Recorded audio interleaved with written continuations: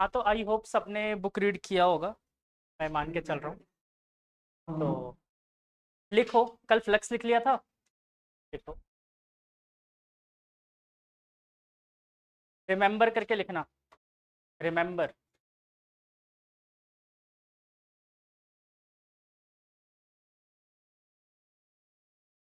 Remember unit of electric flux,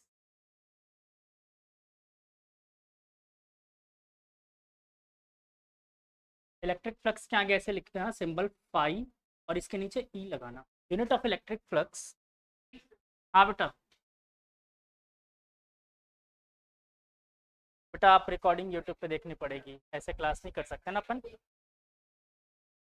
तो unit of electric flux is not Maxwell,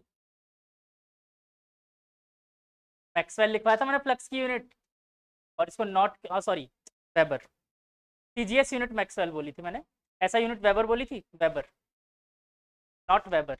underline करो इस line को खास तौर पे, नॉट वेबर।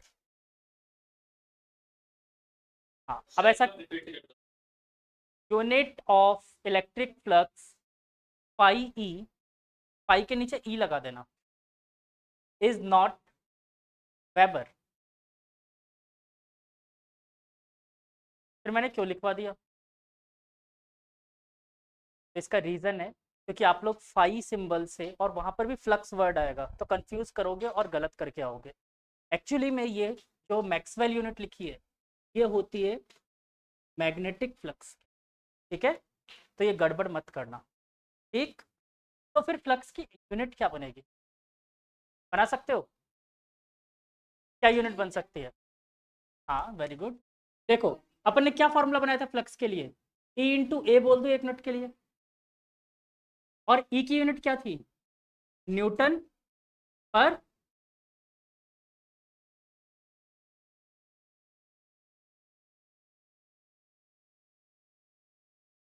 फिट हो गया, अरे F is equal to Q E, Q E था, तो ई इज इक्वल टू क्या बनेगा, एफ अपॉन क्यू, न्यूटन पर कूलम। फिर मीटर स्क्वायर कहाँ से आ गया, प्रेशर पढ़ा रहा हूँ, न्यूटन पर कूलम, और एरिया की यूनिट क्या होगी बच्चों, मीटर स्क्वायर। तो ये तो है फाई की यूनिट। अब याद रहेगा वेबर किसकी यूनिट है, मैग्नेटिक फ्लक्स की, गलती मत करना इसमें गलती से भी, ठीक है, फ्लक्स देखकर फटाफट चिपका दोगे वेबर, ये गलती मत कर। इसके बाद मैंने एक फॉर्मूला बताया था आप लोगों को फ्लक्स का, एग्जैक्ट फॉर्मूला क्या पढ़ा था अपन ने, पाई, और अब इसके नीचे ई लगा के चल रहा हूं मैं, that is E into A cos theta, या फिर ई डॉट ए, ठीक है। बी का मतलब बेटा मैग्नेटिक है, और वो इलेक्ट्रिक फ्लक्स है, अपन अभी चैप्टर में पढ़ रहे हैं electric flux, magnetic flux chapter 4 में आएगा अपन, ठीक है। और ये दोनों सेम टू सेम, सारे फॉर्मूले सेम टू सेम, उसका फॉर्मूला बी ए कॉस थीटा बन जाएगा, तो कंफ्यूज हो जाओगे, इसलिए याद रखना यूनिट सेम नहीं होती। ये वर्ड मैंने खास तौर पर काट के लिखवाया है, नो, अब ऊपर काट लिया, क्रॉस लगाना, ऐसे गोला वो बराबर बर्बाद मत कर देना, क्रॉस लगाना कि उसकी यूनिट वेबर नहीं थी, लिखना चाहिए बाद में कि हाँ वेबर नहीं थी, ठीक है। अच्छा मैंने इसके बाद एक बात बोली थी, डायमेंशन निकालना इसके, मुझे याद दिलाओगे, मेरी मेमोरी पे डाउट, कि इस क्लास में क्या कहा होता है, मैं इतनी क्लास लेने के बाद भी मेरे को याद रहता है मैंने कहाँ क्या बोला, और नहीं होता हूँ तब भी पता होता है।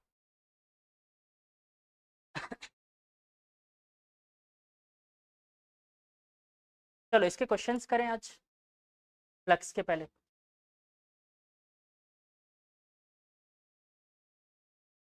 बना देना डायमेंशन। एक्चुअली में इसका डायमेंशन का क्वेश्चन 1 नंबर का आता है, इसलिए मैं बोल रहा हूँ आप लोगों को, पीएससी बोर्ड में आप लोगों के इसका क्वेश्चन पक्का मिलेगा, या तो मैग्नेटिक फ्लक्स का, इलेक्ट्रिक फ्लक्स का, मैग्नेटिक फील्ड का, ठीक है, म्यू का, एप्सिलॉन का, किसी का पूछ सकता है वो डायमेंशन, तो इसलिए डायमेंशन इनके बनाने पड़ेंगे, 1 नंबर का किसी एक का आएगा, पक्का आता है, ठीक है। बनवाऊँ डायमेंशन या बना लोगे, बना ही देते हैं। यूनिट है अपने पास, यूनिट से बनती है डायमेंशन। न्यूटन, क्या लिख सकते हैं इसकी डायमेंशन बोलो? अगर नहीं आता कोई प्रॉब्लम नहीं है। न्यूटन किसकी यूनिट थी? फोर्स की। फॉर्मूला आता कोई सा भी फोर्स का, एम इंटू ए, याद है? चलो कोई, इंटू एरिया डिवाइडेड बाय, अच्छा कूलम, क्या ये fundamental unit of fundamental unit है? नहीं, फंडामेंटल यूनिट्स आपने पढ़ी थी, उसमें करंट पढ़ा था, एम्पियर। तो एक फॉर्मूला याद है 10th क्लास का, I is equal to Q upon T, है ना? तो यहाँ से अगर Q निकालूँ तो क्या आएगा बच्चों? I इंटू टी हो जाएगा। अब यहाँ रख दो, ये क्या हो गया? T की जगह I इंटू टी। अब सबकी यूनिट रख दो। मास, मास की यूनिट क्या होती है? केजी। एक्सेलरेशन मीटर पर second square, area metre square, upon I की यूनिट एम्पियर और टी की यूनिट सेकंड। सबको सॉल्व करो, क्या बना? किलोग्राम मीटर क्यूब पर एम्पियर इंटू सेकंड का क्यूब। अब बना दो इसका डायमेंशन। डायमेंशन क्या बन जाएगा? किलोग्राम मतलब मास, कितनी पावर है? 1। मीटर मतलब लेंथ, कितनी पावर है? 3। सेकंड मतलब टाइम, कितनी पावर? -3। और एम्पियर करंट, माइनस।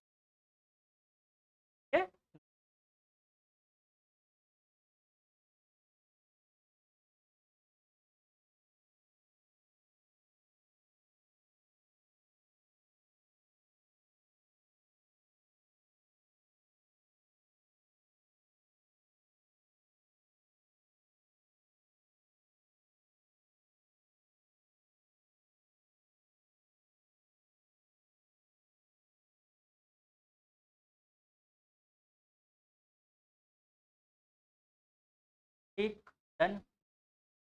चलो एक छोटे छोटे करते हैं। अच्छा, ये जो फॉर्मूला लिखवाया मैंने किसके लिए होता है बच्चों वैलिड? यूनिफॉर्म इलेक्ट्रिक फील्ड के लिए। फॉर्म इलेक्ट्रिक, ठीक है। अगर नॉन यूनिफॉर्म इलेक्ट्रिक फील्ड आ जाए तो एक्स नहीं करो, आप इसको ऐसे करो, फाई इज इक्वल टू, फिलहाल लिख देता हूँ मैं ये, है ना? फाई इज इक्वल टू, इसको प्रूफ करके भी बताऊंगा, that is integration of D phi, क्योंकि अपन को डी फाई लेना पड़ेगा। और ये डी फाई क्या होगा हमारा? Integration of E dot D ए बोलो या तो, या फिर ई डी ए कॉस थीटा। इसमें एक वर्ड वैसे एक चीज लगती है ऐसी, फिलहाल ये नहीं बना रहा, ये बाद में समझाऊंगा तब बताऊँ। क्लोज सरफेस बताऊंगा ना तब करें। इसके अलावा मैंने ये बताया था एरिया वेक्टर क्वांटिटी होती है, क्या डायरेक्शन होती है? Perpendicular to the surface. चलो एक बार एरिया वेक्टर के बारे में कुछ चीजें और बतानी है मुझे, तो वो भी बता ही देता हूँ।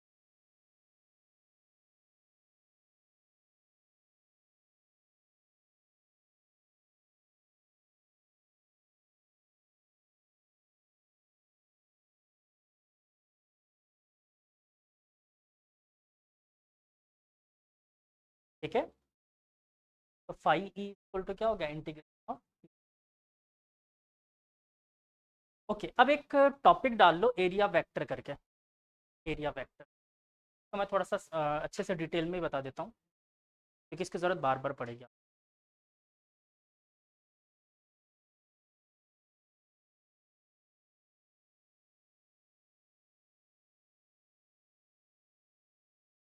इसमें लिखो area vector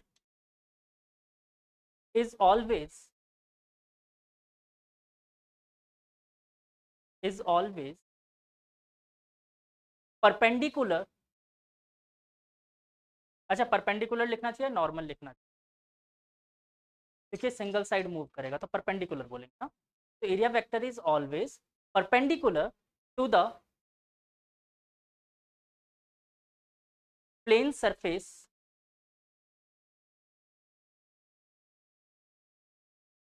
of the given shape.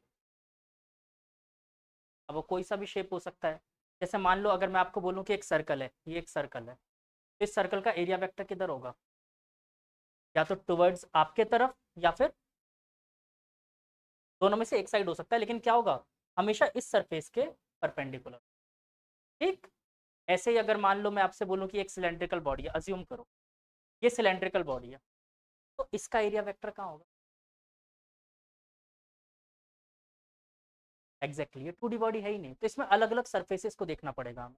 जैसे मैं इस सरफेस की बात करूं, इस सरफेस का एरिया वेक्टर तरीके से, या फिर अंदर हो सकता है, हो तो सकता है, लेकिन फिलहाल के लिए हम इसकी बात करेंगे अंदर है कि बाहर है, लेकिन परपेंडिकुलर टू द सरफेस हो। ये क्लियर है? इसके लिए भी एज इट इज हो जाएगा। इसके लिए ये तो एक सरफेस है, तो इसके लिए सारे केसेस पॉसिबल है। ठीक है, लेकिन क्या होगा, हमेशा इस सरफेस के परपेंडिकुलर होगा। क्लियर है? तो लिखो इसी में एक छोटा सा सब टॉपिक करके, क्लोज सरफेस। ये तुम्हारी पर्सनल बॉटल है क्या है? क्लोज सरफेस, इसके आगे लिखना 3D सरफेस। एक्चुअली में वर्ड हमेशा क्लोज सरफेस के नाम से आएगा। ठीक है, या 3D ऑब्जेक्ट बोल सकते हैं। जो भी 3D ऑब्जेक्ट होता है ना, उनको अपन फिजिक्स वर्ड जो यूज करने वाले हैं क्लोज सरफेस यूज। ठीक है, तो देखो, जैसे मैं सबसे पहली बात करता हूँ आपसे सिलेंडर के लिए, इसके लिए अपन क्या करेंगे? जैसे मान लो ये एक सिलेंड्रिकल ऑब्जेक्ट,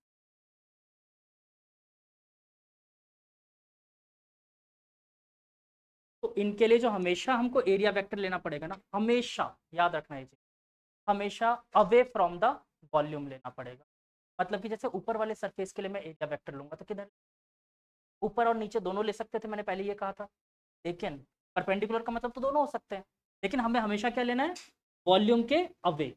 मतलब ऊपर वाले सरफेस के लिए ए कहाँ हो गया, इधर की तरफ, ये वेक्टर। और ऐसे नीचे वाले सरफेस के लिए कहाँ हो जाएगा, नीचे की तरफ। हमेशा अवे फ्रॉम द वॉल्यूम लेना, तो इसी में लिख लो always away from the volume. ऐसे ही इसके ऊपर वाले सरफेस पे क्या होगा, अवे फ्रॉम द वॉल्यूम, के कहीं पे भी पॉसिबल हो सकता है, लेकिन away from the volume. Vector is always away from the volume.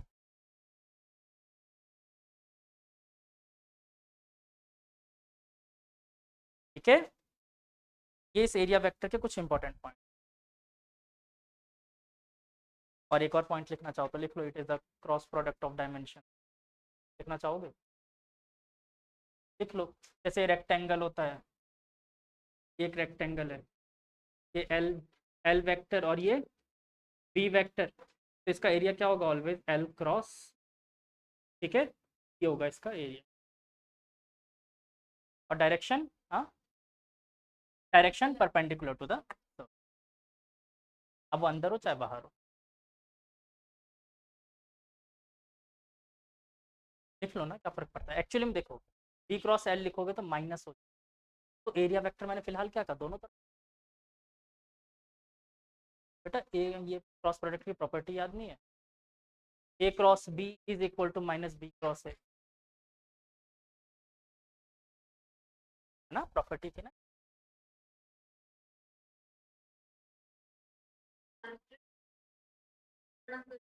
बिल्कुल, हमेशा इनफैक्ट जो सर्कल का एरिया निकालते that is also R cross R, pi R cross R. ठीक है, और ये वैसे डिटेल में सारे मैथ्स वाले हो, वेक्टर चैप्टर आएगा मैथ्स में, सारे हो ना मैथ्स के। हाँ, तो वेक्टर चैप्टर में आराम से पढ़ोगे, एरिया एक से अलग से सेक्शन। ठीक, उसमें ढंग से पढ़ोगे एरिया वेक्टर। ठीक, चलें क्वेश्चंस पे।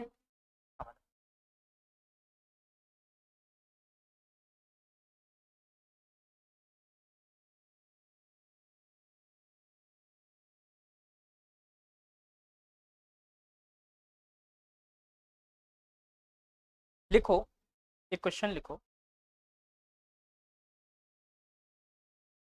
Find out the flux, find out the flux through the curved surface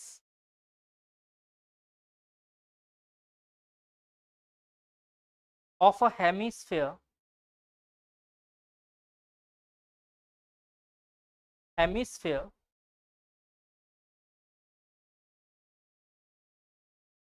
of radius r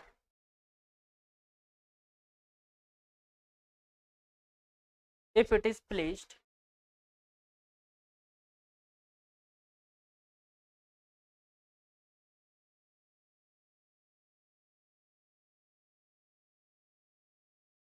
if it will be placed in uniform electric field E। Diagram में बना के दे रहा हूँ, one word question.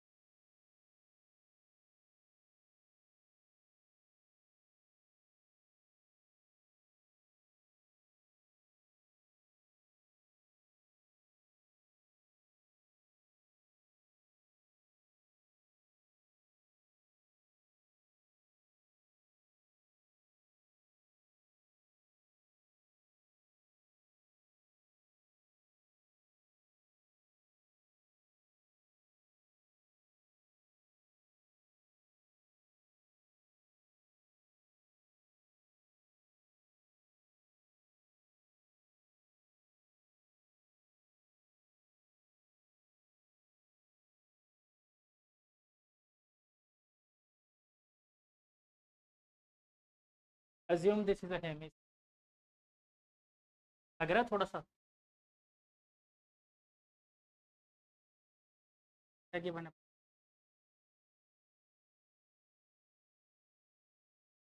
Uniform field में रखा हुआ है।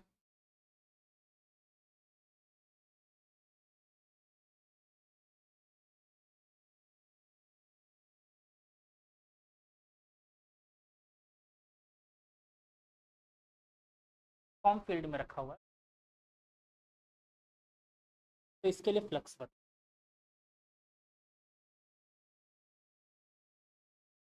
ये देखो पहले ये सोचो, क्या ये बॉडी 2D है या 3D? दो दो एरिया वेक्टर होंगे और दो दो सरफेस है ना? तो दो दो बिल्कुल दोनों पे बनाएंगे। देखो अभी एक्चुअली में देखो, इस वाले सरफेस को अगर आप देख, ये इधर की तरफ, सॉरी मैं एक्चुअली में इस तरफ बना रहा हूँ, एक्चुअली में इस पे ओवरलैप होगा, ठीक है? ठीक है, ये एरिया वेक्टर होगा इधर की तरफ, इस सर्कुलर पार्ट के लिए इधर की तरफ होगा। तो इसके लिए आप क्या बोल सकते हैं, इसको मैं सरफेस वन बोल के चलो एक बार, सरफेस वन। तो इसके लिए फ्लक्स कितना होगा? पाई ई वन। कितना होगा बच्चों? माइनस क्यों? कैसे बन रहा है? ए और ई का एंगल आउट हो,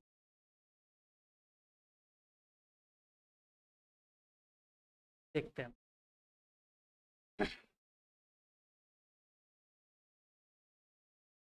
तो minus E into pi are square बोल सकते हैं। माइनस क्यों बोला आपने? क्योंकि एरिया वेक्टर और ई के बीच का एंगल क्या बन रहा था? 180। लेकिन अब आप लोगों को एक चीज याद रखनी, किसी भी सरफेस के लिए इनकमिंग फ्लक्स होना, अगर फ्लक्स उस तरफ आ रहा है, चलो मैं स्टेटमेंट बनवा के लिख, पाई ई टू निकालो, ई टू कितना होगा इस वाले सरफेस?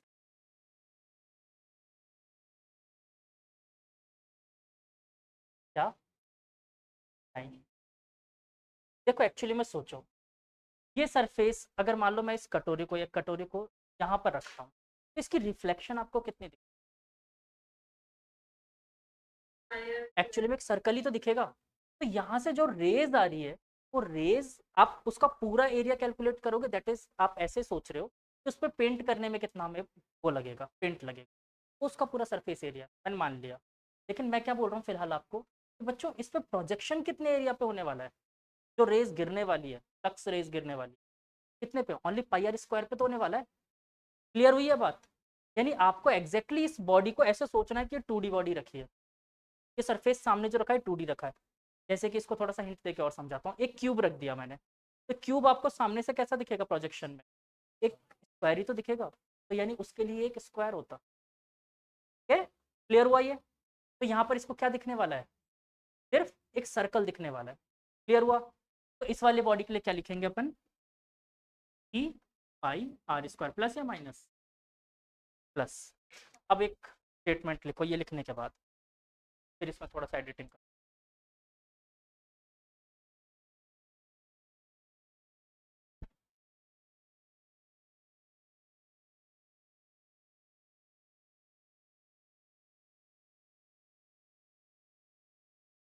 आपको ये कहानी तो समझ में आ गई ना, माइनस क्यों आया प्लस क्यों आया?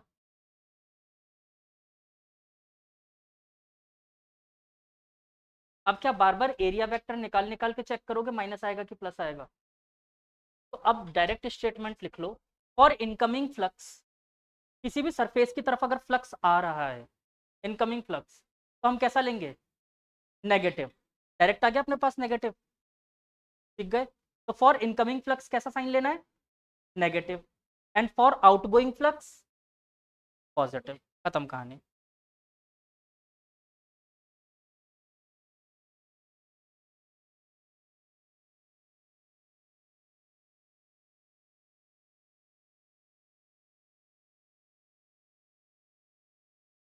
Next question is very much important. ये एनसीईआरटी में दे रखा है और बड़ा अच्छा क्वेश्चन, लिख लो। इसी बेसिक पॉइंट ऑफ व्यू से इंपॉर्टेंट क्वेश्चन आप लोगों को। Consider a cylindrical surface,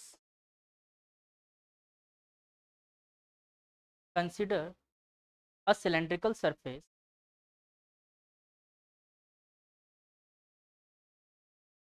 of radius r and length l in a uniform electric field E.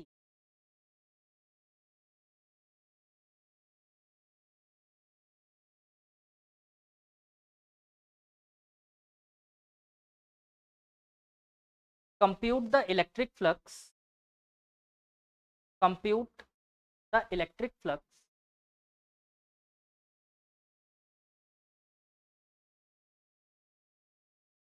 if the axis,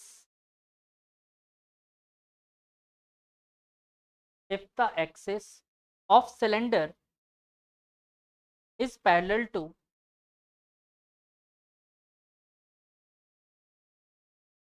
the field direction.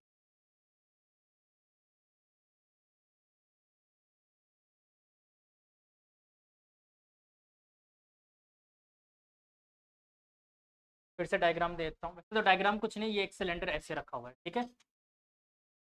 इसी फील्ड में एक सिलेंडर ऐसे लेटा हुआ बना लो, ठीक? सॉल्व करो। अच्छा, एक छोटी सी अनाउंसमेंट, नेक्स्ट 2 डेज भी मेरी क्लास है, कल और परसों, और किसी को रोना नहीं है, सेम टाइम। नहीं, कल तो केमिस्ट्री की होगी, परसों सिर्फ में। तो ले लो। एक्चुअली में क्या है ना कि तुम लोग, क्या बादल रो दिया? हाँ बेटा बादल, समझ रहा हूँ मैं।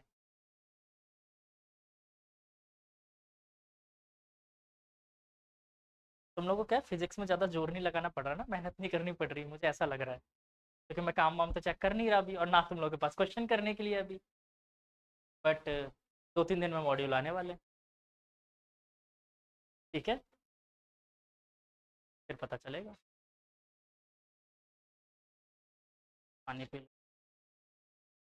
चलो एक बार इस क्वेश्चन को ट्राई करो, ठीक है? अपने लेवल पे एक बार ट्राई करो। अच्छा, अपन को क्या करना है? नेट फ्लक्स निकालना है। मतलब एक्चुअली में कितने सरफेसेस दिख रहे हैं आपको यहाँ पर? 3 सरफेसेस हैं, तो तीनों सरफेसेस के लिए नेट फ्लक्स निकालो टोटल, ठीक है? सम करना है E1 plus E2 plus sorry φ1 plus φ2 plus φ3। करके देखो, फिर बात करेंगे। देखो, ये प्रूफ करना पड़ता है एग्जाम में, बोर्ड में आएगा ये प्रूफ करना पड़ेगा। ऐसे हाँ, तुम्हारे लिए एक लाइन का ठीक है। बच्चों 4 नंबर का क्वेश्चन आएगा तुम लोग के लिए सीबीएसई में। तो पाई यार इसका, नहीं, गड़बड़ गड़बड़, गलत है। जीरो होगा ना? 0 होगा।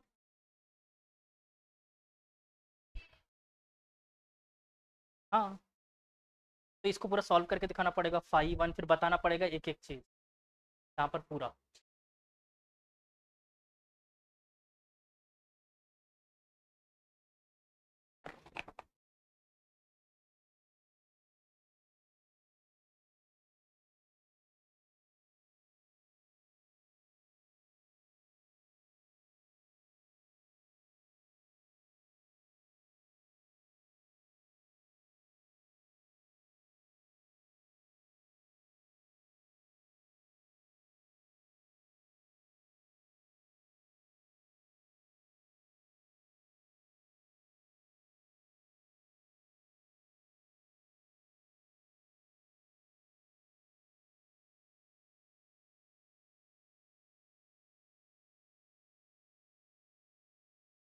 अच्छा, जब बोर्ड में डायग्राम्स बनाओ ना, ये ध्यान रखना कि ऐसा नहीं है कि स्केल से नाप के बनाना है, बट ये ध्यान रखना कि गैप बराबर हो। क्यों?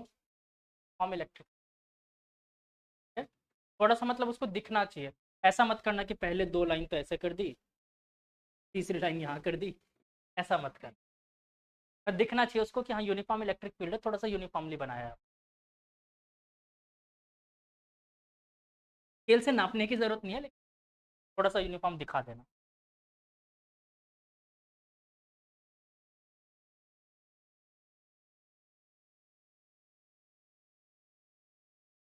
चलो मैं सॉल्व करूँ, तुम लोग कर रहे हो अभी? कर दूँ?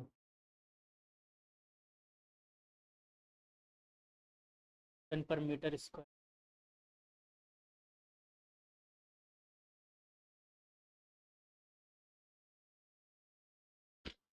Late we consider surface 1, 2 and 3। ये जो सरफेस अपन को ये वाला दिख रहा है ना, इसको अपन ने क्या माना?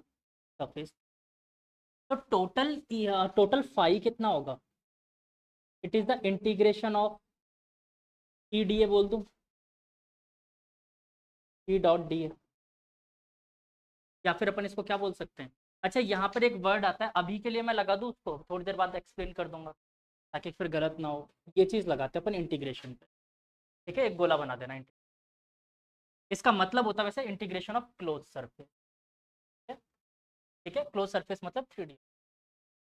ठीक, तो इंटीग्रेशन ऑफ क्लोज सरफेस, और इसको क्या बोल सकते हैं? ई डी ए कॉस थीटा बोल सकते हैं। यस और नो? अब देखो मैं इनको डिवाइड कर देता हूँ। ई तो सबके लिए कांस्टेंट है, यूनिफॉर्म इलेक्ट्रिक फील्ड, ई बाहर रखा मैंने। इंटीग्रेशन ऑफ डी ए, अगर आप ध्यान दो, छोड़ो इसको भी अंदर ही रखते हैं, सरफेस 1 बोल सकता हूँ ई डी ए कॉस थीटा, प्लस इंटीग्रेशन, अब ये क्लोज सरफेस भी हटाओ क्लोज सरफेस 1, फर्स्ट पार्ट के लिए, फर्स्ट के लिए ई डी ए कॉस थीटा, सेकेंड के लिए ई डी ए कॉस थीटा। टोटल यही तो होगा। हाँ बोलो। बिल्कुल बिल्कुल, मैं यही तो कह रहा हूँ। आप फिर इसमें स्टेटमेंट भी बतानी पड़ेगी आगे जो करने वाले हैं, first part, second part, third part. देखो फर्स्ट पार्ट में ई तो अपना ई ही, अब इंटीग्रेशन लगाओ चाहे मतलब कोई फर्क नहीं पड़ता। डी ए का इंटीग्रेशन ए, कॉस कितना रहने वाला है अगर मैं इस पार्ट के लिए बोलूँ? 1 पार्ट के लिए एरिया वेक्टर इधर की तरफ ही आएगा, तो थीटा कितना रहेगा? तो क्या मैं यहाँ पर बोल सकता हूँ ई एरिया ऑफ 1 और कॉस 0 डिग्री। ठीक है, अब ये बताना पड़ेगा जीरो क्यों आया, क्योंकि वेक्टर स्टेटमेंट में भाई ये एरिया जो सरफेस 1 है उसके लिए क्या सीन है कि एरिया वेक्टर और फील्ड दोनों सेम डायरेक्शन में। या तो ये बोलो, या फिर आप ये बोलो कि आउटवर्ड निकलते हुए फील्ड के लिए अपन कैसा साइन लेते हैं? पॉजिटिव। ठीक है, ई इंटू ए कॉस 0, प्लस इसके लिए क्या बोलेंगे? सेकेंड बॉडी के लिए ई इंटू ए कॉस 180 डिग्री होगा, एरिया वेक्टर और फील्ड के बीच का लाइन। तीसरा ई डी ए, ये किसके लिए था? सॉरी, A1 A2 और A3 कॉस कितना होगा बच्चों? 90। क्योंकि फील्ड तो हमेशा ही, चाहे कहीं से भी ले लो आप, फील्ड लाइन के परपेंडिकुलर ही तो है सरफेस, है ना? कहीं पे भी रख लो आप, फील्ड लाइन के परपेंडिकुलर होगी। कॉस 90 -1 होता है, लग रहे हो? ये वाला पार्ट तो जीरो होने वाला है। ठीक,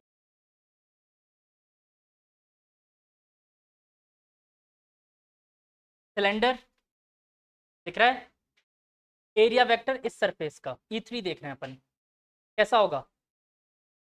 इस तरफ होगा, या फिर आप ऐसे बना लो, कैसे भी बना लो, आपकी इच्छा है। बस सरफेस के क्या होना चाहिए? परपेंडिकुलर। अब ये है सरफेस के परपेंडिकुलर, और फील्ड इसी के ऊपर है, फील्ड की डायरेक्शन। बच्चा ये वाला एंगल कितना होगा हमेशा? खत्म। ठीक है, अब फटाफट वैल्यूज रख लो, खत्म कहानी। cos 0 कितना होता है? 1, तो E into pi are square. ठीक है, और cos 180 क्या होता है? माइनस, तो E into pi are square plus 0। Overall answer क्या आया? 0।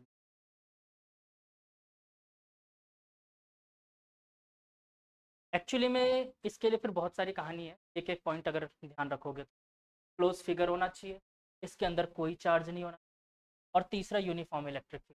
ये तीनों पॉइंट वैलिड होगा तो सबके लिए 0। ठीक है, uniform electric field, close surface and no charge inside the surface. ये पॉइंट अभी थोड़ा सा भारी भारी लग रहा होगा कि क्या बता दिया, अगला टॉपिक जब पढ़ोगे ना गॉस थ्योरम तब लगेगा क्या। ये उसकी थ्योरम बता रहा हूँ मैं।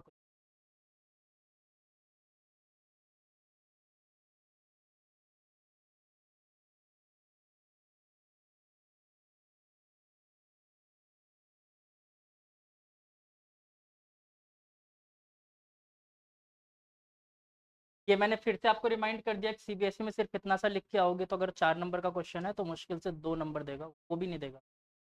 थ्योरी चाहिए उसको पूरी भर भर के।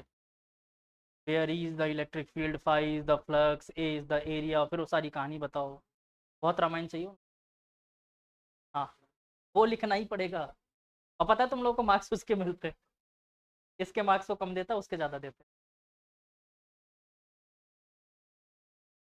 हाँ, सब कुछ। तो बच्चे यही तो मैंने कहा। अब देखो ये इनका एक्चुअली में सीबीएसई का ही करने का रीज़न क्या है। सीबीएसई चाहती है कि आप जो बच्चे जेई वगैरह की प्रिपरेशन करते हैं ना, तो कोचिंग इंस्टीट्यूट से आप लोग प्रिपेयर कर रहे हो, तो उस चीज़ को अवॉइड करवाना चाहता है कि आप ऐसा ना करो। और उसका रीज़न ये है क्योंकि एक फेयर कंपटीशन तभी तो होगा।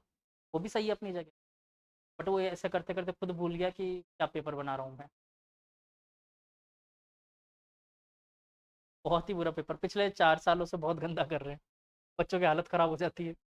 अब बाद में फिर बोनस मार्क्स देते हैं, पास करते हैं फिर सबको।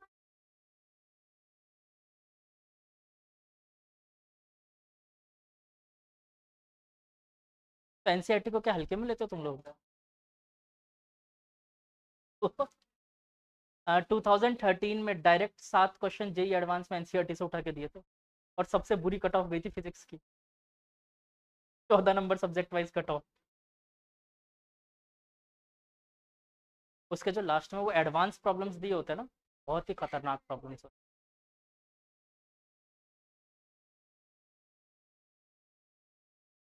बट हाँ, मैं जितना करवा रहा हूँ इसमें आपका एनसीईआरटी भी कवर कर देता हूँ, मैं लगभग करता हूँ। आप लोग देखना एनसीईआरटी के क्वेश्चन उठा के ज़्यादातर मिलेंगे, एडवांस वाले। ठीक है, डन। थोड़ा सा क्वेश्चन का लेवल बढ़ाऊँ, टेस्टी बनाऊँ, थोड़ा सा टेस्टी। सिलेंडर हटाओ, क्यूब रखो।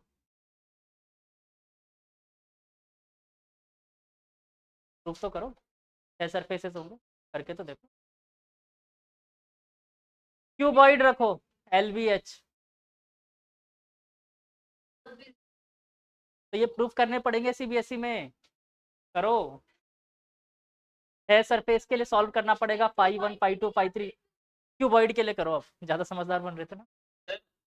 हाँ बालक। आरबीसी में भी करना पड़ेगा, बिल्कुल बेटा। बिल्कुल बेटा, सेम सिलेबस है आरबीएसई का भी और सीबीएसई का भी। बट आरबीएसई में एक बेनिफिट है, तुम लोग को ये वाला क्वेश्चन है ना, सीबीएसई में सीबीएसई वालों ने इसको पूरा लिख कर दिया है। ठीक है, आरबीएसई वालों ने इस एक क्वेश्चन लिखा और डायरेक्ट इक्वल टू 0 लिख के दे दिया है। ठीक है, पर करना पूरा पड़ेगा। कभी गया नहीं ना। अरे, मैंने गलत बात क्या बोली है? डमी। और इसकी कितनी चलती है स्कूल में पता है तुम्हें?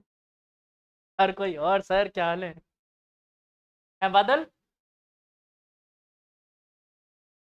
क्या सर? स्कूल में हर कोई है ना, और क्या हाल है सबके है। ये नहीं करता, सब करते हैं इसको आगे से। और बादल क्या हाल है?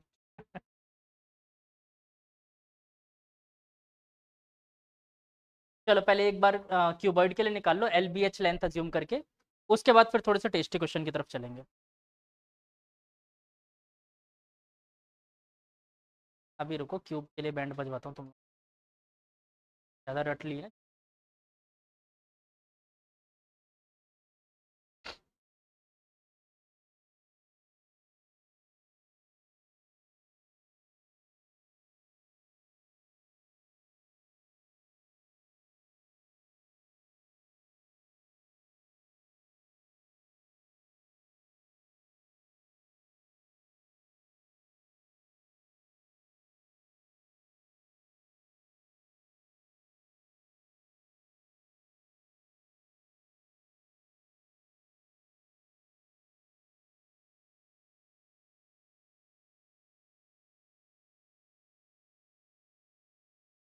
प्रूफ करो, इसको जीरो निकालो, मैं चेक कर रहा हूँ सबकी कॉपी में।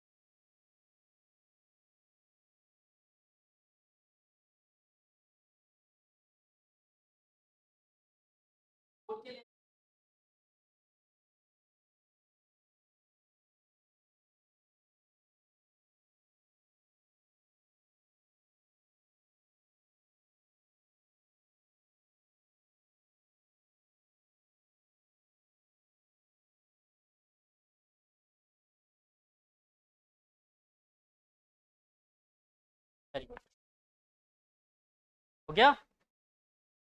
चलो मैं शॉर्टकट में मैं कर रहा हूँ, देख लो। अब मैं शॉर्टकट में करने वाला हूँ।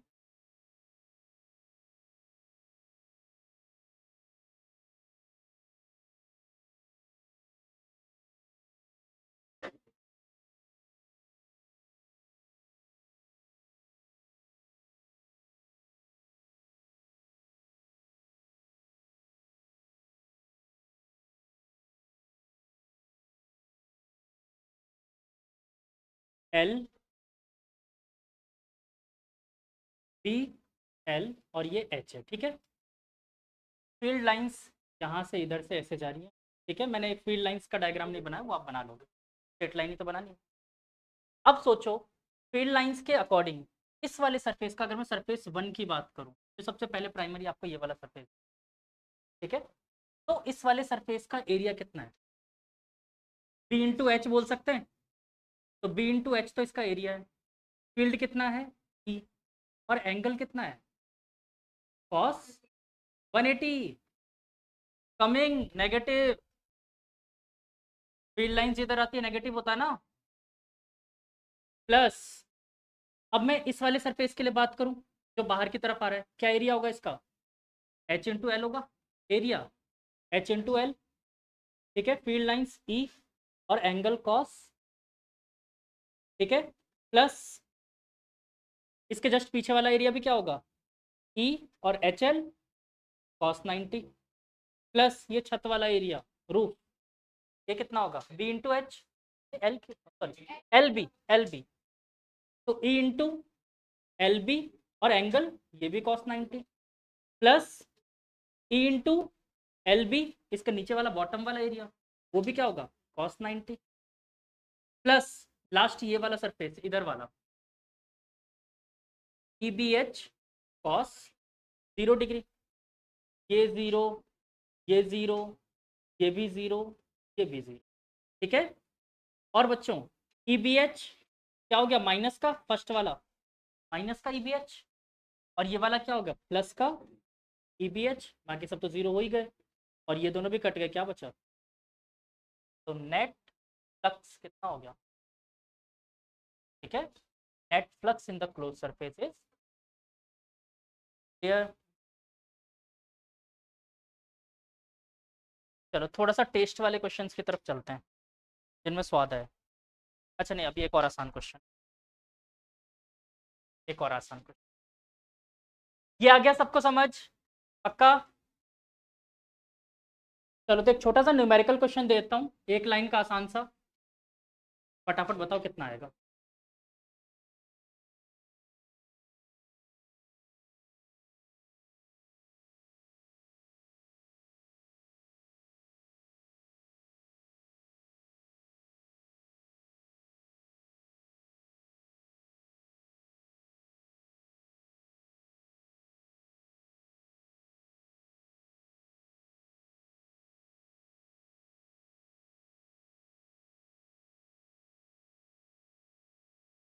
बच्चों ये एक रेक्टेंगल है और ये एक्चुअली में अपन ने डायग्राम ऐसे बनाया है, ये ऐसे रखा हुआ है, ठीक है, इस तरीके से रखा हुआ है ये, ठीक। और जो फील्ड पास हो रही है वो कुछ ऐसे पास हो रही है, ये फील्ड इस बोर्ड के पैरेलल है, ठीक है, बोर्ड पे है ये फील्ड। और क्या नहीं आ रहा, रुक जाओ थोड़ा सा इसको अच्छा बना देता हूँ, क्वेश्चन को और टेस्टी बना। फील्ड तुम लोगों को शायद इसमें दिक्कत आएगी तो मैं इसको आसान समझने में, कॉम्प्लेक्स कर, फील्ड मान लो ऊपर की तरफ ही है, एग्जैक्टली ऐसा है, ठीक। और ई की वैल्यू गिवन है आपको 2 × 10⁻⁵ न्यूटन पर कूलम, ठीक। इसके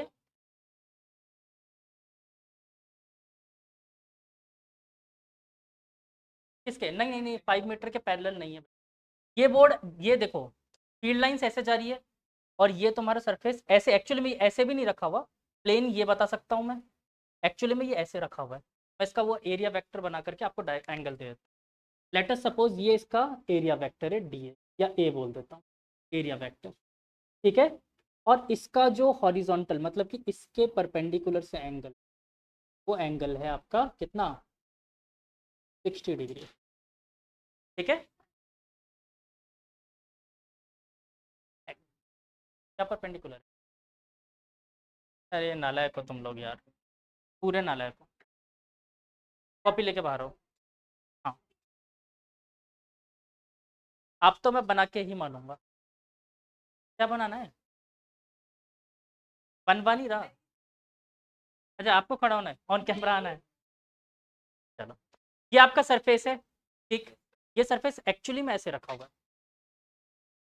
ठीक है, ओके, कैमरे में नहीं दिख रहा, ये सरफेस एक्चुअली में ऐसे ना, मतलब बोर्ड के तो ऐसे रखा हुआ है, कुछ एंगल पे है, ये इसका एरिया वेक्टर बना दिया मैंने, क्लियर, ठीक।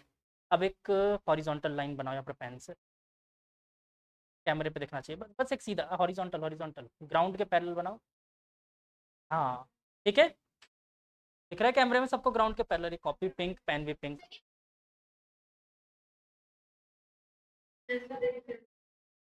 ठीक है। तो ये वाला एंगल आपको गिवन है पहले से, ये वाला देखो एरिया वेक्टर का और हॉरिजॉन्टल का एंगल आपको गिवन है पहले से, कितना 60 डिग्री, ठीक। तो अब आपको, और फील्ड की डायरेक्शन कैसे है, इस तरीके से ग्राउंड से छत की तरफ जाते हुए, ठीक, क्या नहीं दिखा,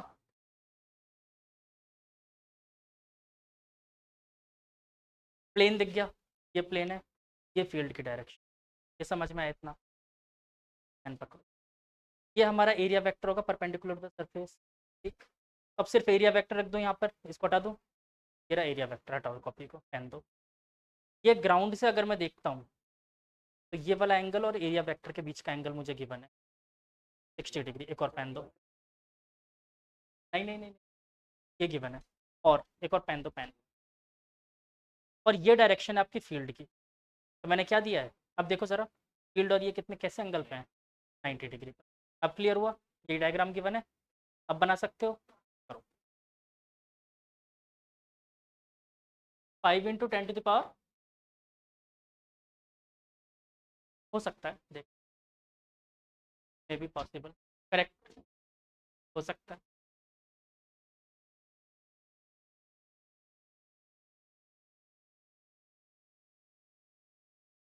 बहुत आसान क्वेश्चन दिया है, बस एंगलों में खेल रहा हूँ और कुछ नहीं। वही ये कॉस थीटा लगाना है आप लोगों को, मुझे कुछ नहीं पता, आप लोग करो अपने आप। सर हाँ बालिका, आंसर बोलना बस, कुछ पूछना मत। सर 5 × 10⁻6। ठीक है, देखते हैं, दो बच्चों का यही आंसर आया, देखते हैं। ठीक है, एक बच्चे का ये आंसर आया।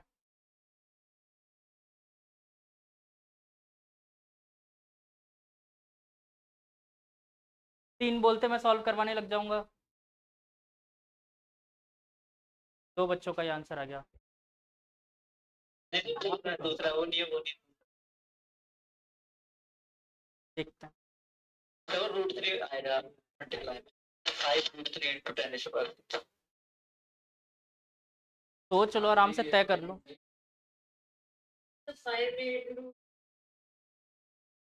सारे भेड़, भेड़ के बारे में जानते हो? भेड़ चाल सुना वर्ड कभी? नहीं, भेड़ चाल जानते हो? एक्चुअली में क्या होता है, भेड़ ग्रुप में चलती है ना, एक के पीछे दूसरी चलती है। और भेड़ चाल इसलिए वर्ड फेमस है क्योंकि पीछे वाले भेड़ को दिख रहा है कि आगे वाला भेड़ गड्ढे में गिर गया, तो फिर भी जाके वो भी गिरेगा, पक्का है। और पीछे जितने भी आ रहे सारे लाइन से उस गड्ढे में गिरेंगे, सबको पता दिख रहा है कि वो गिर गया आगे, फिर भी गिरेंगे। ऐसे आप लोग धीरे धीरे आंसर चेंज कर रहे हो, सबका आंसर 5 × 10⁻6 आया था, फिर सबने चेंज। तुम तो ऑप्शन में थे, दोनों में से कोई एक आएगा।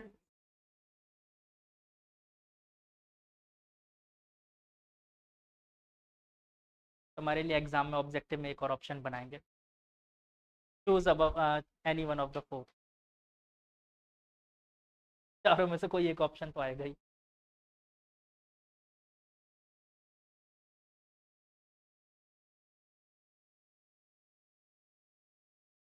कंपोनेंट किसका? अरे कहाँ कहाँ डूब गए तुम लोग, कुछ नहीं है, रुक जाओ रुक जाओ। फॉर्मूला क्या कहता है, flux is equal to E into A into cos theta, और ये थीटा क्या होता है, angle between E and A, बस खत्म कहानी। ई और ए के बीच का एंगल कितना होगा, ई को यहाँ पर लेके आ जाओ, 30 डिग्री हो गया, खत्म कहानी। ई कितना है, 2 × 10⁵, ए की वैल्यू कितनी आ गई, 10 × 5 that is 50 into cos 30 degree कितना होता है, √3/2। ठीक है, 2 से 2 गुजर गया, क्या गया, 5 √3 × 10⁻, इस जीरो को एक और ऐड कर दिया 6 unit, unit newton metre square पर कूलम। बोल दिया था तुमने,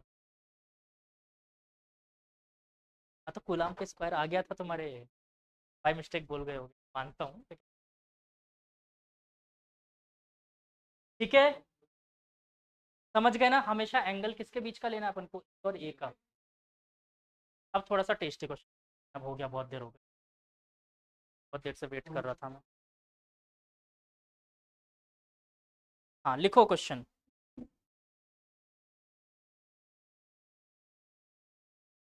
a cube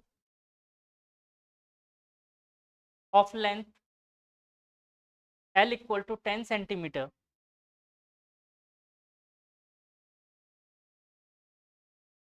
electric field 4 into 10 to the power 3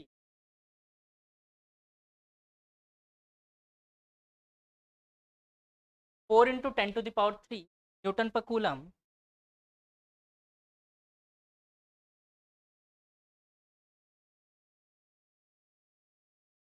is parallel to x axis, sorry,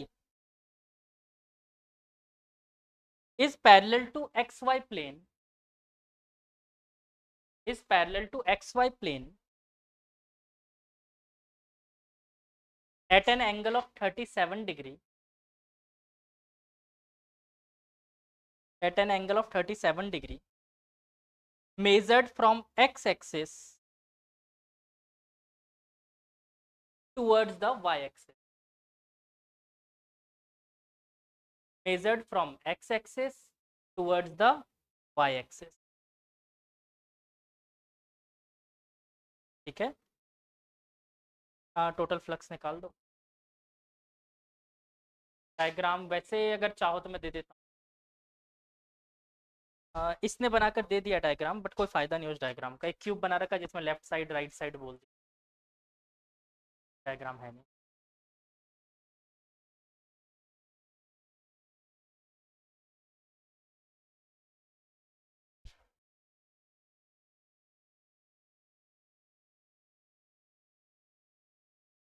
cube actually में आपके एक्सिस पे रखा हुआ है, ऑरिजन पे एक कॉर्नर है उसका, ठीक है। मतलब उसकी एक एक लाइन कौन सी होगी, X axis, Y axis, Z axis, ठीक है। क्यूब की 3 लाइंस क्या होंगी,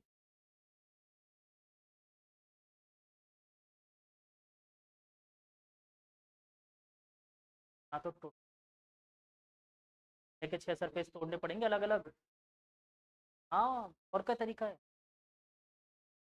करके देखो, करके देखो तब मजा आएगा। तो मैं चाहता हूँ कि रटी रटाई चीजें कभी ना करो। मैंने क्यों नहीं लिखवाया स्टेटमेंट, मैं चाहता तो उसको स्टेटमेंट में लिखवा देता ना कि चार्ज ना हो और ये हो वो।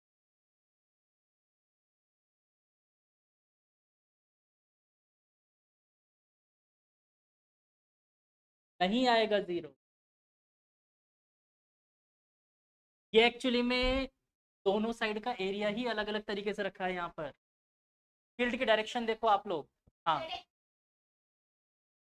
बेटा एक्स वाई के पैरेलल, एक्स वाई के पैरेलल मतलब यही तो है। देखो आप अज्यूम करो, ये रहा एक्स वाई एक्सिस,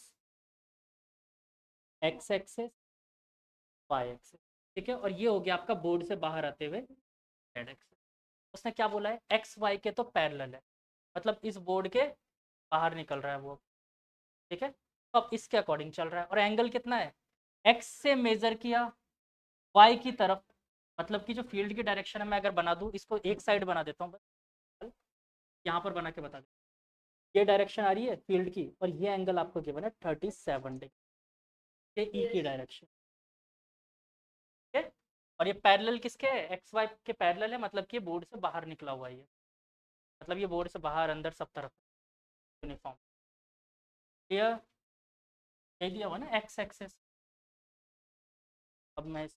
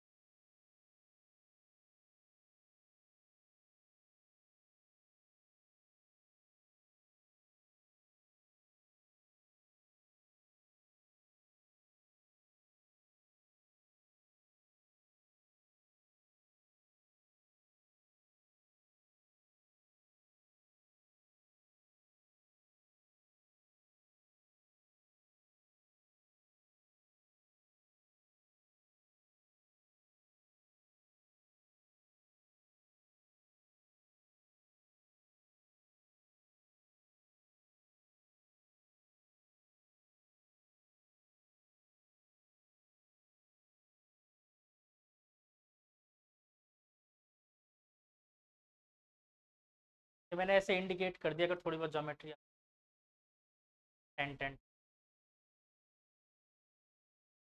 फटाफट करो और दिमाग।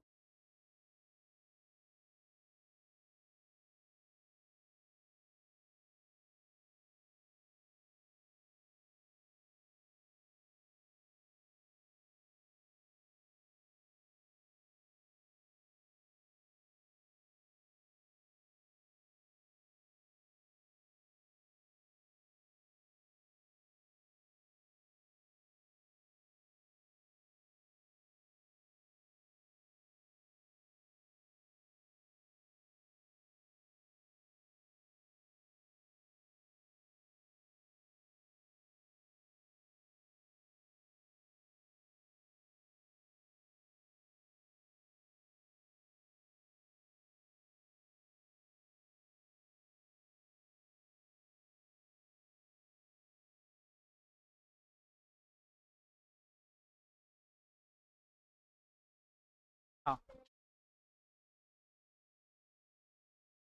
पैरेलल,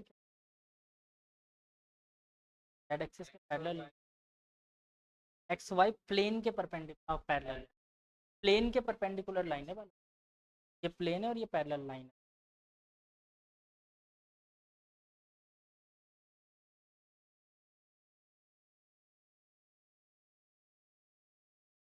छत पे कब, छत से तो क्रॉस कर रही है।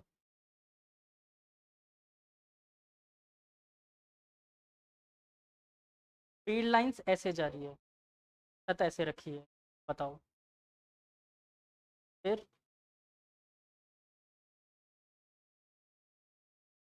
तो दो सरफेसेस पे जीरो होगी, कौन कौन से? हाँ जो एक्स वाई प्लेन में रखे हुए सरफेस है, सिंपल, जो एक्स वाई प्लेन में पहले से रखे। क्यों? क्योंकि उनके एरिया वेक्टर क्या आएंगे, जेड एक्सिस के अलोंग, और ये क्या चल रहा है, जेड एक्सिस पे चल रहा है, तो इन दोनों का एंगल क्या रहेगा हमेशा, ठीक है।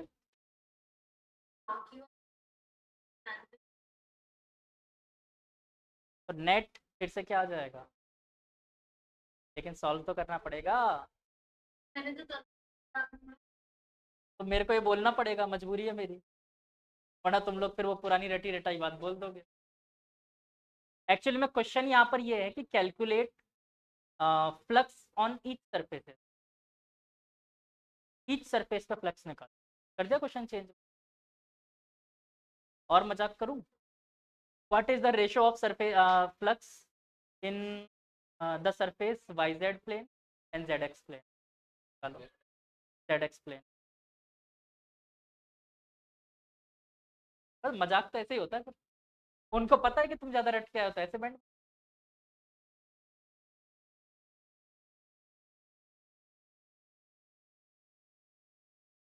मैंने तो एक्चुअली में देखो सबसे पहले पूछा था नेट फ्लक्स, वो तुम लोगों ने रटा रटा आंसर दे दिया जीरो। फिर अब मैं क्वेश्चन का बी पार्ट पूछ रहा हूँ, व्हाट इज द, नहीं अब लो तुम लोग बैंड ही बजा, तो सर अच्छे अच्छे क्वेश्चन दे देता हूँ। लेट लेट ये इधर वाला सरफेस दिख रहा है सबको, ये सरफेस जो है हमारा, इस सरफेस को नाम दिया मैंने सरफेस वन, ठीक है, और इस ऊपर वाले सरफेस को नाम दिया सरफेस टू। तो मैं आपसे पूछना चाहता हूँ phi of surface one divided by phi of surface, क्या आने वाला, अब करो, अब करवा के मानो। वो तो नीचे जो होगा वही ऊपर होगा, ठीक है। एक्चुअली में ये दोनों सरफेसेस से फ्लक्स बाहर निकलते हुए, हाँ करो, क्या बाय थ्री, देखते हैं, देखते हैं, पहले करने दो सबको फिर बात करते हैं।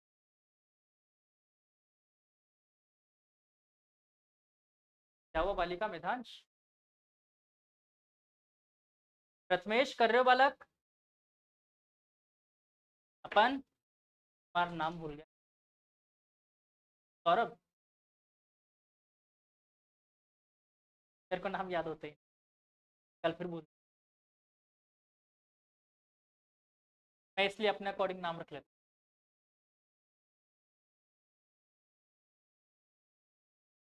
हूँ। वैसे इस बैच में तो बहुतों के याद है मुझे। हाँ हाँ। तुम्हारा नाम क्या रखा था? मिनियन। तो ऑनलाइन थे लास्ट ईयर। रूट 3? नहीं यार, क्या कर दिया तुम? मतलब कुछ गलती करी है, फिर से चेक करो। चलो मैं करवाऊँ, हिंट दूँ अब? हाँ बालक, मे भी सही हो सकता है, मे भी करेक्ट हो सकता है। अच्छा जो नए बच्चे हैं, अच्छा ये बताओ, आप तीनों ने पहले कहीं कभी तैयारी कर रखी है थोड़ी बहुत? 11th क्लास में कुछ करी हुई है? मतलब साइन 37, कॉस 37, ये सब पता है? मालूम है? दो को तो मालूम है, चलो। हाँ हो सकता है, चेक करते हैं। चलो इधर देखते हैं, अब क्वेश्चन देखो इधर। सर ये एंगल कितना है? 37। तुमने क्या कर डाला है क्वेश्चन में? ले लिया है। तो क्वेश्चन क्वेश्चन क्वेश्चन में बोला भी तो था मैंने बच्चे। चलो अब इधर देखो एक बार, ठीक है? मैं अब तो मैं सॉल्व करके ही मान। ना ना ना, एरिया वेक्टर को मैं ग्रीन, एरिया वेक्टर को ग्रीन मार्कर से बना रहा हूँ मैं। ये एरिया वेक्टर है अपना किसका? सरफेस 2 का, ठीक। और ये एरिया वेक्टर है मेरा सरफेस 1 का। क्लियर? अब मैं फील्ड लाइंस भी बना रहा हूँ रेड मार्कर से। जो फील्ड लाइंस थी ना, ये एक्चुअली में इस बॉडी को इस तरीके से क्रॉस करते हुए निकल रही होगी। किस एंगल पे? 37 डिग्री पे। ये तो गिवन ही है मुझे, एक्स एक्सेस के साथ इसका एंगल गिवन। ऐसे ही इस वाले को भी चेक करो। ये वाला एंगल कितना है? 37। तो ये वाला एंगल कितना होगा? 53 डिग्री। हो गया काम। क्या हुआ? गलती कर दी? सही है। चलो गुड, चलो गुड गुड। तो अब इसको बस सॉल्व करके करते हैं, खत्म कहानी करते हैं। अब कुछ नहीं बचा इस क्वेश्चन। फाई S1 सरफेस के लिए सॉल्व कर। फाई S1 के लिए क्या लिख सकते हो? ई इंटू एरिया, तो दोनों का 100 ही है, और कॉस कितना? सरफेस 1 37 अपॉन ई इंटू 100 और cos 53। Put all the value, get answer. E से ई गुजर गया, 100 से 100 गुजर गया। कॉस 37 की वैल्यू होती है बच्चों 4/5, और कॉस 53 की होती है 3/5। 5 से 5 गुजर गया, क्या आंसर आया मेरे पास? 4/5।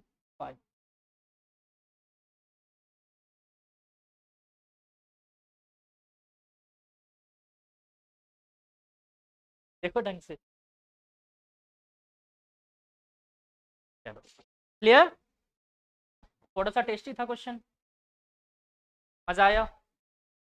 आंसर के नियरेस्ट पहुंचे थोड़ा बहुत भी? नहीं पहुंचे? सर मैंने एंगल ले। हाँ समझ गया मैं, वो रूट से कभी आ रहा था। हाँ बिल्कुल आपका भी।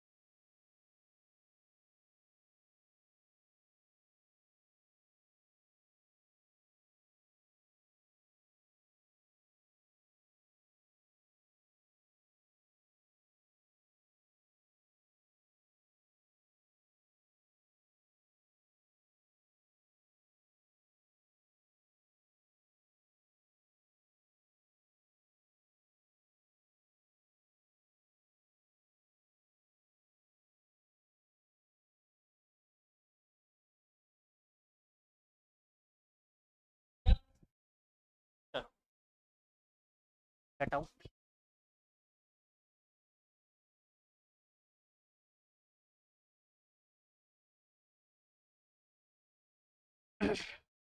ओके, एक और अच्छा क्वेश्चन, से भी ज़्यादा अच्छा। बहुत शौक है ना जीरो करने का,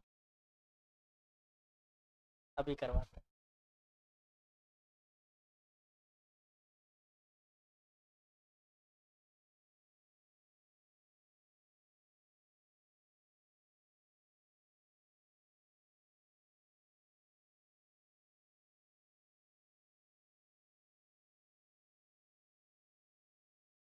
एक सिलेंडर है जो यूनिफॉर्म इलेक्ट्रिक फील्ड में रखा हुआ था, ठीक है। वही पाई आर और एल दे रखा है मैंने, ठीक है। यूनिफॉर्म फील्ड में रखा हुआ था, तो वेदांश को पसंद नहीं आया वो। नहीं, मैं इसके साथ छेड़े करूंगा, ठीक है। वेदांश ने वही किया और सिलेंडर को छेड़ दिया। कैसे? कैसे छेड़ दिया ये देखो, ये था फील्ड, छोड़ दिया। तो सिलेंडर एक्चुअली में, बताओ बताओ।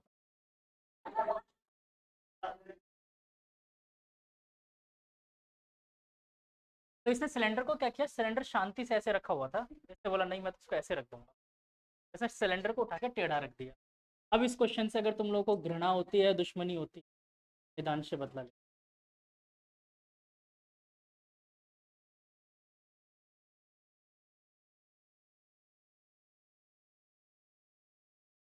ठीक है, करना था ना।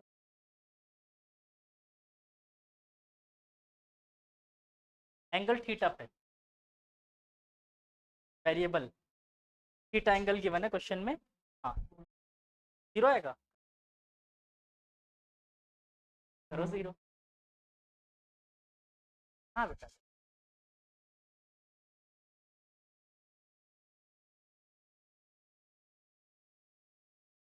मैं पहले ही बता दूं इसका आंसर जीरो नहीं आएगा। रीजन मैं अभी नहीं बता, करो सॉल्व। थीटा एंगल जो गिवन है वो थीटा एंगल भी बताता हूँ कहाँ से गिवन है। ये इसका एक्सिस दिख रहा है आपको, और ये वाला एंगल है थीटा, ठीक है।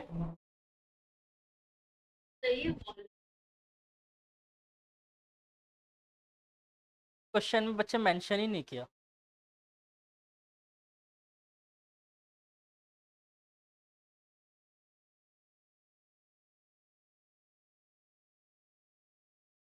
इनर्शिया थोड़ी निकाल रहे जो ऑल ओवर से फर्क पड़ेगा। मुझे तो सिर्फ सरफेस से लेना देना, वो हॉलो हो भरा हुआ हो क्या फर्क पड़ता है।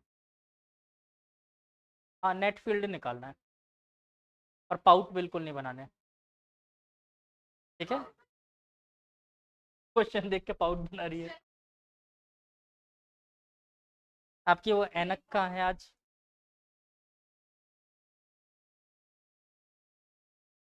तो आपको देखने में प्रॉब्लम होती है, क्यों नहीं लेके आते नया? नया, अच्छा आज भूल गए ऑटो में।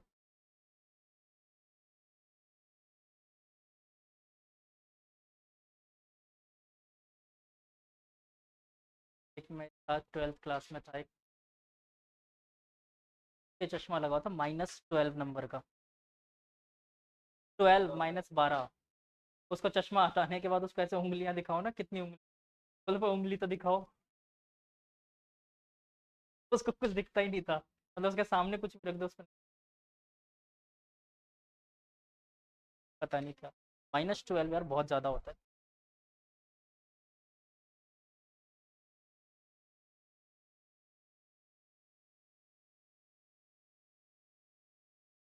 ये क्वेश्चन जल्दी जल्दी कर लो, फिर मुझे एक लास्ट क्वेश्चन करवाना है आज का,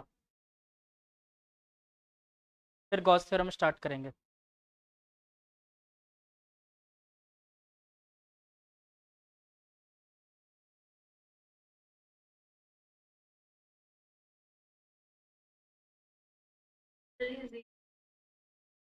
नहीं होगा जीरो बच्चे, पॉसिबल ही नहीं है।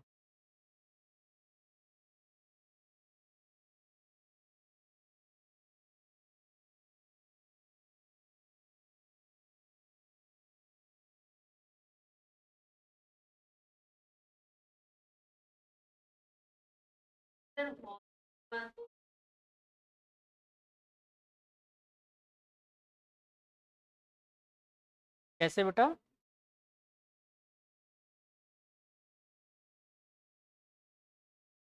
नहीं, प्रोजेक्शन लोगे, जैसे प्रोजेक्शन सिखाया था ना मैंने, तो ये देखो, सोचो, दिमाग लगाओ कि एक सिलेंडर का प्रोजेक्शन अगर मैं लेता हूँ, मतलब कि परछाई बनती है, कैसे शेप की बनेगी? रेक्टेंगुलर शेप की। तो जो सरफेस एरिया लोगे ना इसका, कौन सा, सर्कल वाला तो छोड़ो, ये तो कोई मतलब नहीं है, मेन उसका, तो उसका कैसा आएगा सरफेस एरिया मुझे, मेरे पास रेक्टेंगुलर, और वो रेक्टेंगल के डायमेंशंस क्या क्या होंगे? डायमीटर होगा एक तरफ तो दैट इज 2r, और एक तरफ क्या होगा, उसकी लेंथ l, तो उसका एरिया क्या हो जाएगा, 2rl। वो जरूरी है आपके लिए। तो पिछली बार वो क्या हो रहा था जब अपन यूनिफॉर्मली रख रहे थे, तब एक्सेस के अलॉन्ग जीरो हो जा रहा था, बट अब की बार नहीं होगा। ठीक है, एक सरफेस तो दिखेगा ना उसको पर्टिकुलर। हाँ बिल्कुल। ये थीटा है तो ये 90 होगा, तो ये 90 बने।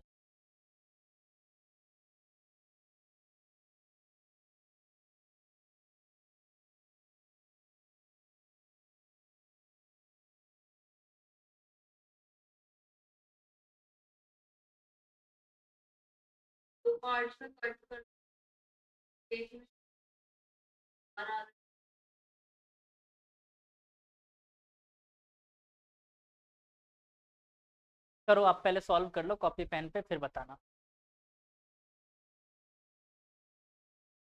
इसका आंसर क्या आएगा? तो इसका आंसर आएगा E into R bracket 2h cos theta plus pi R sine theta. H या एल बोल लो, आप एच की जगह एल बोल लो। इसका आंसर आएगा E into R bracket 2l cos theta plus pi R sine theta. क्या बता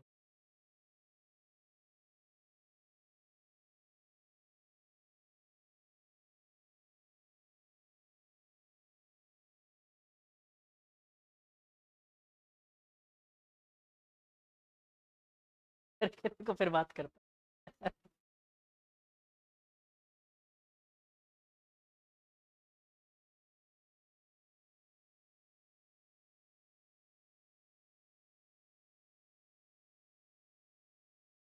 तुम लोग को मैं एक हिंट देता हूँ, चलो इसको, आप इसको एक एंगल पे सोचो, अगर एक सिलेंडर को एक एंगल पे हम लोग उसका प्रोजेक्शन लेते हैं, तो दीवार पे हमें कैसा शेप दिखाई देगा? दिखाई देगा अगर एंगल पे रख रहे हो, परफेक्टली रखोगे तो रेक्टेंगल दिखाई देगा हमें। ऐसे रखते हो तो ऊपर भी एक सेमी सर्कल दिखेगा, नीचे भी एक सेमी सर्कल दिखेगा। ठीक है, और बीच में क्या होगा, एक रेक्टेंगल। समझ रहे हो? इसका प्रोजेक्शन बना देता हूँ, फिर देखो आप लोग करके इसको। इसका अगर अपन यहाँ प्रोजेक्शन लेते हैं, तो इसका प्रोजेक्शन मुझे कुछ ऐसा दिखेगा। ये एक रेक्टेंगल, ये बोर्ड पे मैं ऐसे बना रहा हूँ, ठीक है, पर ये एक्चुअली में ऐसे दिख रहा है। ठीक है,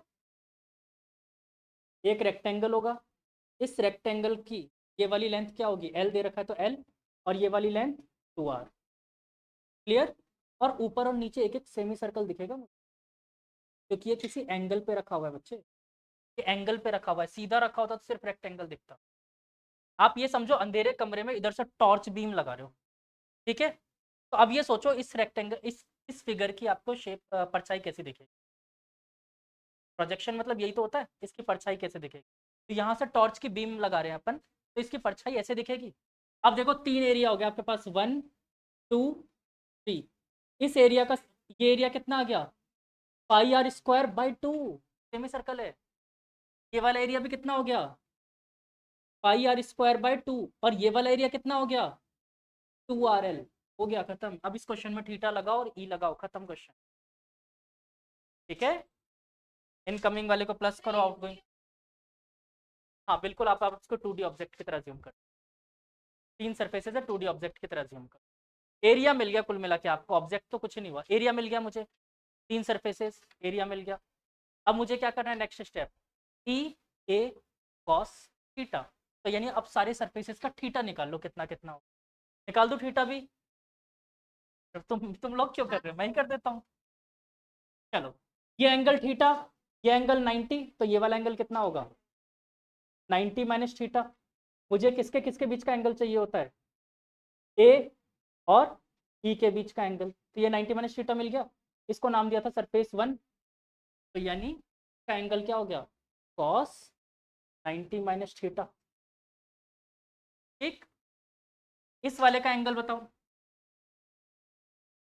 इसका एंगल इस वाले का देखो, सेम यही इसका भी एंगल होगा, लेकिन डायरेक्शन अलग हो गई। ठीक है, इसका एरिया का डायरेक्शन ये हो जाएगा ना, एरिया का डायरेक्शन ये हो गया, तो एंगल कितना बन गया, 90 प्लस थीटा। ठीक है, तो इस वाले का एंगल क्या लेते हैं, कॉस 90 प्लस थीटा, यस और नो। ठीक, अब लास्ट ये वाला सरफेस है, ये वाला सरफेस, तो इस वाले सरफेस का एंगल क्या है एक्चुअली में, फिर परपेंडिकुलर लेते हैं तो ये एंगल होगा। ये वाला एंगल ऊपर अपन ने निकाला था 90 माइनस थीटा था, ये वाला एंगल क्या होगा, ओनली थीटा, यानी यहाँ पर क्या बचेगा, कॉस थीटा।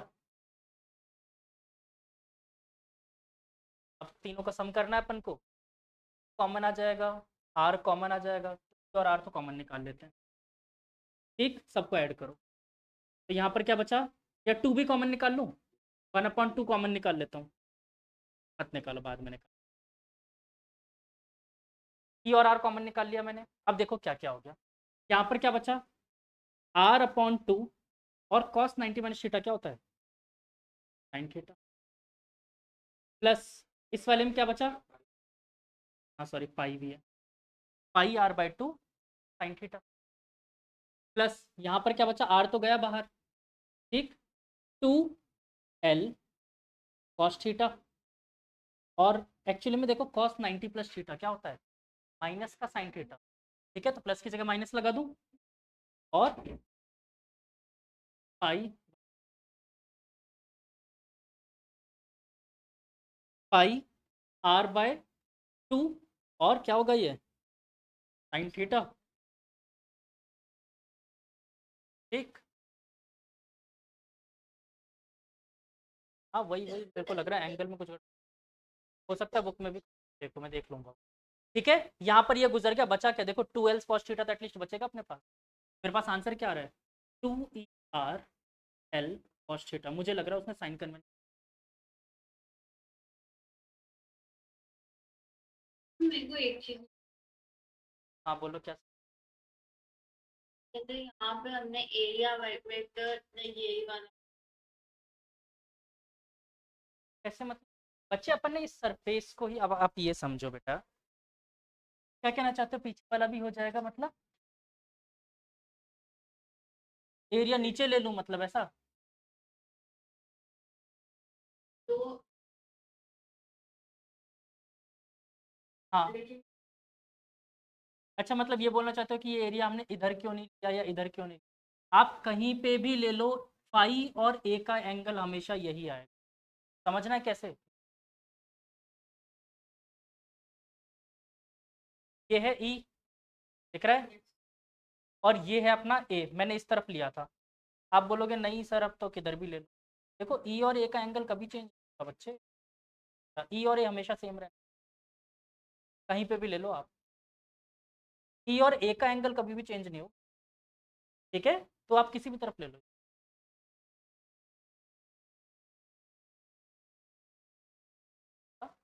ये वाला एंगल, ये वाला, देखो एरिया मैंने क्या किया, जो अपनी स्ट्रेट लाइन गिवन थी ना एक्सिस, उसके परपेंडिकुलर लेना था, ये वाला एंगल 90 माइनस थीटा, इसलिए पैरेलल टू द इलेक्ट्रिक, ये वाला लाइन थोड़ी पैरेलल टू द इलेक्ट्रिक, और ये रेड वाला और ये ब्लू वाला 90 डिग्री है, के ऊपर 90 माइनस, तो ई और ए के बीच, ये ई वाली लाइन ही तो पैरेलल है ना, वाली लाइन। ठीक है, थोड़ा सा टेस्टी क्वेश्चन, एक लास्ट क्वेश्चन जो बहुत जरूरी, ये वाले में देखो मेरे को लग रहा है इसने बुक में साइन कन्वेंशन में गलती कर दी, इसने दोनों को प्लस का ले लिया था। ठीक है,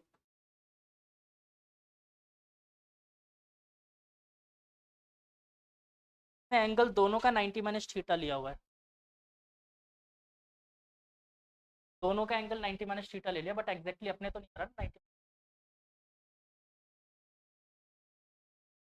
नहीं, इसने गलत किया हुआ है, एंगल गलत लिया हुआ है।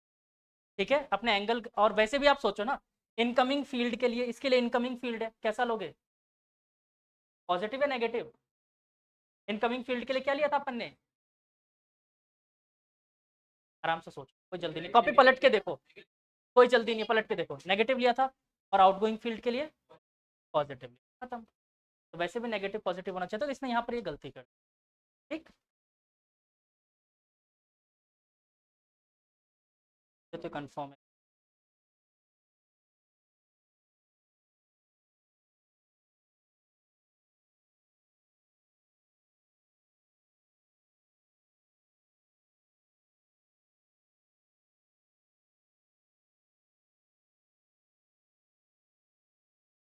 गलत है। चलो एक लास्ट क्वेश्चन।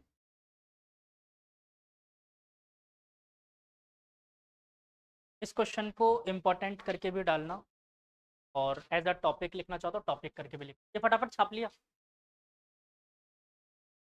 अब की बार ये बाहर से फील्ड देने का काम ही खत्म, ऑब्जेक्ट के अंदर ही चार्ज रख देते। क्या? अब देखो, अब वो बनाएगा फील्ड चार्ज, फिर देखो क्या होता है। ठीक है, करें। A charge Q, a charge q is the is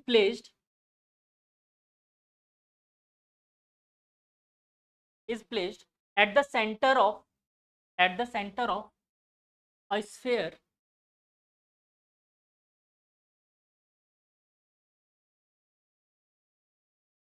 charge q generates electric field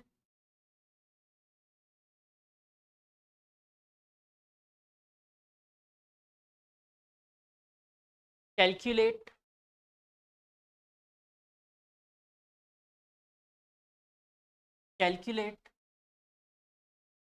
net flux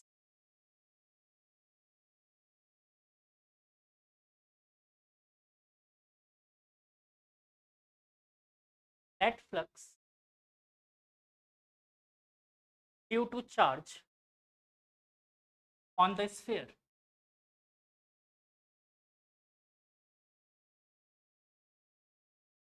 ये इंपॉर्टेंट भी है, मैं फिर से कह रहा हूँ। यहाँ पर रखा है मेरा चार्ज, आप लोगों ने कैपिटल क्यू लिखा है, स्मॉल क्यू लिखा है, स्मॉल क्यू चार्ज रखा हो। ठीक, और ये स्फेयर की जो रेडियस है, सॉरी मैंने बताया नहीं उसमें, बट मान लो इसकी रेडियस आर है। ठीक, स्फेयर की रेडियस आर है। तो ये बताओ, ये चार्ज फील्ड क्रिएट कर रहा होगा अपने अराउंड। ठीक है, और अगर ये पॉजिटिव चार्ज है तो बाहर की तरफ कर रहा होगा, एक मिनट, तो इधर से भी इधर कर रहा होगा, इधर कर रहा होगा, हर जगह कर रहा होगा फील्ड क्रिएट, हर तरफ फील्ड क्रिएट कर रहा होगा, बाहर अंदर सब तरफ, क्योंकि स्फेयर है ये, फुटबॉल है, एक स्फेयर है। ठीक, तो इसको कैसे, एक ही चीज़ है, फॉर्मूला पढ़ा है, हमने कुछ किया ही नहीं है, एक ही फॉर्मूला पढ़ा है, यानी कि net flux phi is equal to integration of close surface है ये, integration of close surface E D A बोल सकते हैं, E D A, E dot D A बोल देता हूँ। ठीक है, ये बोल सकते हैं। ठीक है, या फिर इसी बात को अपन ने उस टाइम पे ये बोला था, integration of close surface D phi, ये भी तो बोला था, एक ही बात है। अब मुद्दा है कि ये डी फाई कैसे निकाल, कुछ नहीं, एलिमेंट काटो जैसे पहले काटते थे। मैं मान लेता हूँ कि यहाँ पर एक एलिमेंट कट कर लिया, यहाँ पर एक छोटा सा एलिमेंट कट किया मैंने, तो ये बताओ इसकी वजह से यहाँ पर फील्ड कितना, इसकी वजह से यहाँ पर फील्ड कितना होगा। E इज इक्वल टू क्या, जो फॉर्मूला पढ़ा है आपने, के क्यू अपॉन आर स्क्वायर बोल सकता हूँ, और इसका एरिया कितना माना अपन ने, छोटा सा ज्यूम किया हुआ है, तो चलो फिलहाल एरिया क्या अज्यूम किया इसका अपन ने, डी ए। चलो फटाफट कर दे, ठीक है। ये लिख सकते हैं अपन। नेक्स्ट देखो इसमें फटाफट, ई फाई डी फाई क्या हो जाएगा यहाँ पर, K Q by R square D A, ठीक है। क्या इसको मैं वहाँ पुट कर दूँ, अब डी फाई को वहाँ पर पुट कर सकते हैं। यहाँ पर मैं लिख रहा हूँ अब, implies that integration of close surface E dot D A is equal to क्या हो जाएगा बच्चों, integration of close integration of close surface क्या हो गया ये, K Q by R square D A, ठीक। अच्छा ये एक्चुअली में देखो मैं यहाँ पर कॉस थीटा भी लिख दूँ डॉट डी ए, वैसे हिसाब से देखो तो यहाँ पर थीटा की वैल्यू क्या रहेगी, रीज़न पता है क्यों, क्योंकि कोई भी लाइन फील्ड मतलब कोई भी लाइन जो रेडियस सॉरी सेंटर से पास होती है ना सर्कल में स्फीयर में, वो हमेशा सरफेस के क्या होती है, परपेंडिकुलर, ठीक है। तो इस डी ए के हमेशा परपेंडिकुलर हिसाब से, तो बट फिलहाल मैं कॉस थीटा ही रख के चल, बाद में इसका रीज़न मैं बाद में कल बताऊंगा, ठीक है। अभी के लिए कॉस थीटा बोल दूँ, वैसे स्फेयर है इस वजह से ये 0 डिग्री हो जाता, ठीक, पर मैं फिलहाल कॉस थीटा बोल रहा हूँ। अब देखो ये K Q by R square constant और कॉस थीटा कॉन्स्टेंट बाहर रख दें, K Q by R square cos theta constant integration of D A, ठीक, लिख सकते हैं ऐसा। अब इसको देखो के की वैल्यू तो रखता हूँ 1/4 पाई एप्सिलॉन लिख दूँ, एप्सिलॉन नॉट नहीं लिखता, एयर की बात नहीं कर रहा, कोई सा मीडियम, ठीक है। और कॉस्ट के क्यू सॉरी के तो गया, क्यू कॉस थीटा और डी ए का इंटीग्रेशन, छोटे से एरिया का इंटीग्रेशन पूरा एरिया हो जाएगा, पूरा एरिया। तो ये बताओ इसका पूरा स्फेयर का एरिया क्या होगा, 4 पाई आर स्क्वायर होता है, लिख दूँ यहाँ पर 4 पाई आर स्क्वायर, देखो 4 पाई से 4 पाई गुजर गया, अच्छा नीचे आर स्क्वायर भी था पहले से, आर स्क्वायर से आर स्क्वायर भी गुजर गया, क्या बचा मेरे पास, q upon epsilon cos theta, ठीक है। फिलहाल इस कॉस थीटा को भी छोड़ो क्योंकि कॉस 0 है, तो मेरे पास लास्टली क्या बचा है, integration of close surface E dot D A, dot product में है तो कॉस लिखने is equal to Q by epsilon, ये बहुत इंपॉर्टेंट है।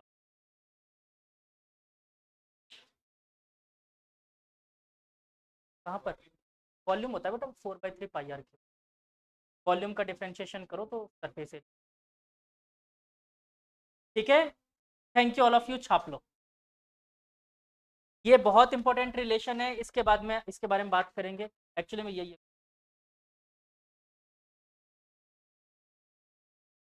और आप लोग ये एक्चुअली में प्रूफ 100% सही नहीं है, और इसका प्रूफ आप लोग कर भी नहीं सकते, वो एमएससी में आता है, जो रियल प्रूफ होता है ना इसका वो नहीं कर सकते, क्योंकि वहाँ पर सरफेस वॉल्यूम इंटीग्रेशन और बहुत सारी चीज़ें तो आप लोगों को एक्चुअल में डेरिवेशन जो इसका होता है ना वो आप लोग नहीं करते।